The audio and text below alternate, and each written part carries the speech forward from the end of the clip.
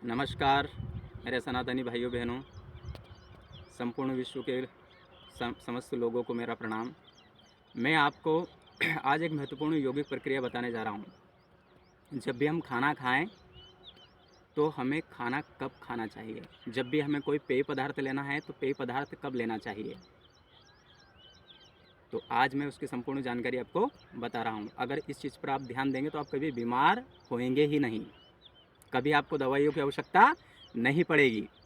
दवाइयों की आवश्यकता इसलिए पड़ती है क्योंकि हम खाते तो हैं, पीते तो हैं, बहुत अच्छा खाते हैं, पर कब खाना चाहिए वो हमें पता नहीं है। आज मैं वो बात बताने जा रहा हूँ। जब भी हमें भोजन करना हो, जब भी, तो हमेशा ध्यान रखें, जब आपका दायां स्वर चले उस समय आप भोजन करें।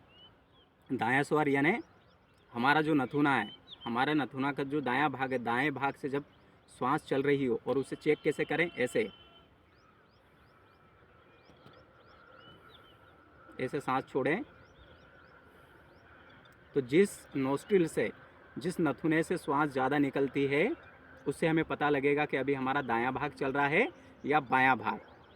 तो यदि दाएं नथुने से चल रहा है मतलब हमारा दायां भाग चल रहा है, और दाएं भाग से श्वास का चलना मतलब हमारी पिंगला नाड़ी चल रही है। और जब पिंगला नाड़ी चलती है उस समय यदि हम भोजन करते हैं तो वो भोजन पूरी तरह पच जाता है, वो हमें संपूर्ण लाभ देता है, संपूर्ण स्वास्थ्य देता है। ये हमेशा ध्यान रखें। अब नेक्स्ट, जब बायां स्वर चल रहा हो, बायां स्वर यानी बायां भाग, जब हमारा नाक का बायां नथुना चल रहा हो, चेक करें। तो मान लो बाएं स्वर से, बाएं नथुने से जब श्वास ज़्यादा निकल रही है बाहर, तो समझ जाएं कि आपका अभी बायां स्वर चल रहा है। बायां स्वर यानी एड़ा नाड़ी चल रही है, शरीर के अंदर एड़ा नाड़ी अभी एक्टिवेट है। इस समय हमें पेय पदार्थ का उपयोग करना चाहिए, जैसे दूध, पानी, कोई सा भी रस। इस प्रकार से यदि हम भोजन करते हैं तो हमें संपूर्ण लाभ मिलता है, हम कभी बीमार होएंगे ही नहीं। और इसे बच्चे, बूढ़े, जवान सभी लोग कर सकते हैं, क्योंकि इसे करना कोई कठिन नहीं है, केवल चेक ही तो करना। और चेक कैसे करोगे, बस ऐसे उंगली लगाई, सांस छोड़ी, सोता पता लग जाएगा। अभी हाल करो आप, अभी जैसे आप करोगे आपको पता लग जाएगा। अब बहुत सारे भाइयों बहनों का मतलब ये प्रश्न रहेगा कि चलो ठीक, ये तो हमें पता लग गया, मान लो कि अभी हमारा बायां स्वर चल रहा है, बायां नथुना चल रहा है, और अभी हमें भोजन करना, तो अब हम क्या करें। तो ऐसी स्थिति में हम इसे एक्टिवेट भी कर सकते हैं, इसे चालू भी कर सकते हैं, वो जानकारी भी मैं आपको बता रहा हूँ। आइए, मानो अभी मेरा बायां स्वर चल रहा है, मतलब मेरी एड़ा नाड़ी एक्टिवेट है। अब मुझे भोजन करना है, कोई ऐसा कारण है कि मुझे अभी भोजन करना है। तो अब अगर मैं एड़ा नाड़ी चल रही है और भोजन करूँगा तो वो भोजन ठीक से पचेगा नहीं, मल के रूप में एकत्र हो जाएगा और ठीक से पचेगा नहीं, क्योंकि अभी हमारी जो जठर अग्नि होती है वो निर्बल होती है, मंद होती है। तो अब इसे कैसे एक्टिवेट करें, तो मेरे भाइयों बहनों देखें, आप स्वयं प्रैक्टिकल करना। और यदि आपकी नाड़ी एक्टिवेट नहीं होती है तो मेरा चैनल कभी मत देखना। मैं आपको कह रहा हूँ, विदिन 5 मिनट के अंदर आपकी नाड़ी एक्टिवेट हो जाएगी।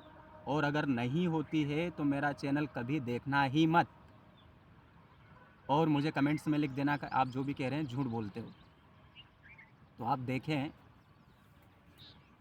और मेरा पूरा वीडियो देखना है आपको ठीक से। ऐसे मेट पर लेट जाएं।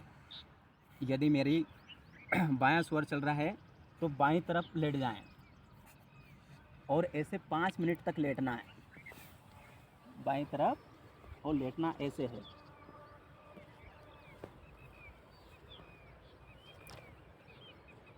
5 से मैक्सिमम 10 मिनट तक। जैसे ही हम इस प्रकार से लेटते हैं,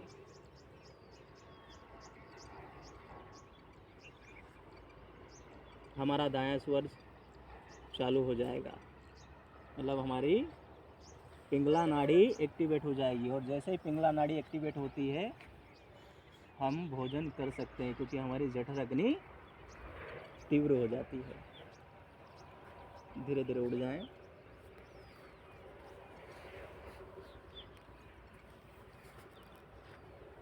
आपको जादू सा लगेगा, जैसे ही आप ऐसे लेटे 5 से 7 मिनट में ही आपकी नाड़ी एक्टिवेट हो जाएगी। अगर ईड़ा चालू थी तो बाईं ओर जैसे ही लेटे आपकी पिंगला चालू हो जाएगी, और यदि पिंगला चालू है और आपको पेय पदार्थ लेना है, जैसे दूध लेना है या पानी पीना है, तो आप दाईं ओर लेट जाएं। देखें इधर लेट गए, लेटने के बाद में दाईं करवट ले लें। लेटना वैसे ही है, ये दाईं करवट ले लिया। आप 5 से 7 मिनट ऐसे लेटेंगे कि आपकी ईड़ा नाड़ी एक्टिवेट हो जाएगी। ईड़ा यानी आपका बायां स्वर चालू हो जाएगा। 5 से 7 मिनट ऐसे लेटना है।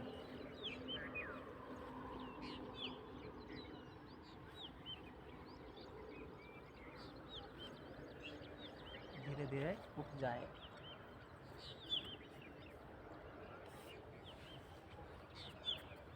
तो आया समझ में? अगर ईड़ा को एक्टिवेट करना है तो दाईं करवट लेट जाएं, और पिंगला को एक्टिवेट करना है तो बाईं करवट लेट जाएं। विशेष क्या ध्यान रखें, जब पिंगला नाड़ी को एक्टिवेट करना है तो बाईं तरफ मतलब उल्टी साइड लेट जाएं, उल्टे हाथ की तरफ लेट जाएं। और जब बाएं स्वर को एक्टिवेट करना है, ईड़ा नाड़ी को एक्टिवेट करना है, तो दाईं तरफ सो जाएं, दाएं हाथ की तरफ लेट जाएं। 100% आपकी नाड़ियाँ एक्टिवेट हो जाएगी। हमारा यह पूरा जो शरीर है ये ईड़ा और पिंगला तथा सुषुम्ना नाड़ी के आधार पर ही चलता है।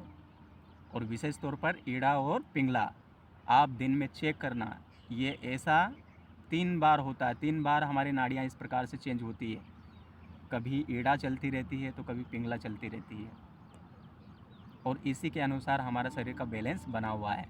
और ये जैसे डिसबैलेंस होता है कि हम बीमार हो जाते हैं, और खाने का हमें सही तरीका पता ही नहीं है।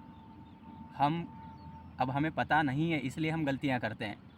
कब ईड़ा नाड़ी चल रही है, हम ईड़ा के समय भोजन कर लेते हैं तो बीमार होना स्वाभाविक है, और जब पिंगला चल रही है उस समय यदि हम पेय पदार्थ लेते हैं तो भी हमें बीमार होना स्वाभाविक है। हम बीमार होंगे ही होंगे, इसलिए हम बीमार होते रहते हैं। और लोग कहते रहते हैं कि नहीं यार ये तो मौसम के कारण हुआ। मौसम के कारण कुछ नहीं होता है, जो भी होता है हमारा आंतरिक मौसम होता है। हर व्यक्ति का अपना आंतरिक मौसम होता है। इसलिए हम देखते हैं कि ठंड के दिनों में कुछ लोग कहते हैं कि अरे सर्दी खूब है, सर्दी लग जाएगी। कुछ लोगों को सर्दी लगती है, कुछ को नहीं लगती है। अगर मौसम के कारण ही सर्दी होना थी तो संपूर्ण लोगों को सर्दी हो जाना चाहिए। अगर मौसम के कारण ही लूज मोशन होना चाहिए तो संपूर्ण लोगों को हो जाना चाहिए। यदि किसी विशेष अन्न को खाने से ही अगर कोई सी प्रॉब्लम्स आती है, समस्या आती है, तो सभी को हो जाना चाहिए। ऐसा क्यों नहीं होता? क्योंकि हम सभी लोग आंतरिक रूप से भिन्न भिन्न हैं, क्योंकि सभी के शरीर के अंदर अलग अलग प्रक्रियाएं चलती रहती है। हो सकता है कि मेरी अभी ईड़ा नाड़ी चल रही है, आपकी सुषुम्ना चल रही हो, आपकी पिंगला चल रही हो। ये अंतर है।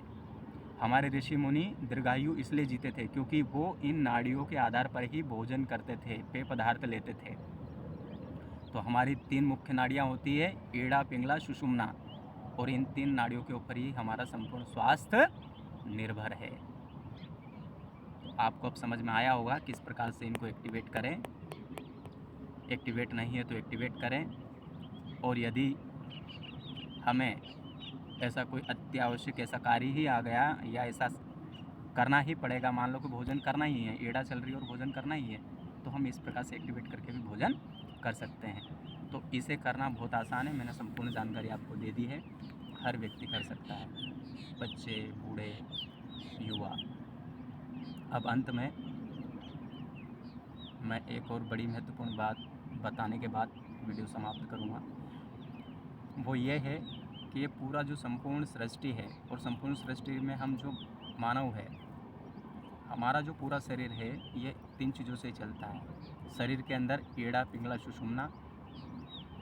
तो योगिक परिभाषा में योग के अंतर्गत इसे ईड़ा, पिंगला, सुषुम्ना कहते हैं। आयुर्वेद में इसे